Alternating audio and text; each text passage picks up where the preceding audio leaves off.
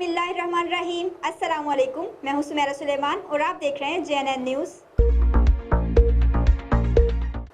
Assistant commissioner Khanpur की कार्रवाई। Lockdown की खिलाफ वर्जी करने पर अहमद क्लॉथ हाउस को सील कर दिया गया। तफसीलात जानते हैं उमर फारूक से।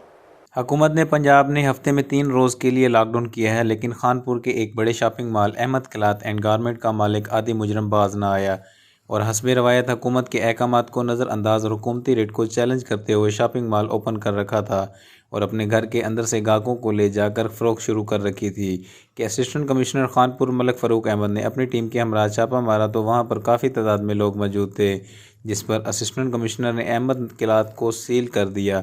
मज़ीद आपको बताता चलूँ कि अहमद क्लॉथ एंड गारमेंट के ख़िलाफ़ पहले भी लॉकडाउन की खिलाफ वर्जी करने पर 2 दफ़ा कार्रवाई हो चुकी है। पहली कार्रवाई मार्च में हुई। लॉकडाउन की खिलाफ वर्जी करते हुए दुकान खोलने पर अहमद क्लॉथ के मालिक हाजी अब्दुल अजीज़ के ख़िलाफ़ थाना सिटी खानपुर में मुकदमा दर्ज हुआ। दूसरी कार्रवाई अप्रैल में हुई और दुकान खोलने पर इसके दोनों बेटों असद अजीज़ और अहमद अजीज़ को गिरफ़्तार किया गया और मुकदमा दर्ज किया गया। और अब इस तरह इस आदि मुजरम के ख़िलाफ़ तीसरी कार्रवाई है। इसकी दुकान को सील कर दिया गया है, लेकिन देखना यह है कि कितने दिन दुकान सील रहती है।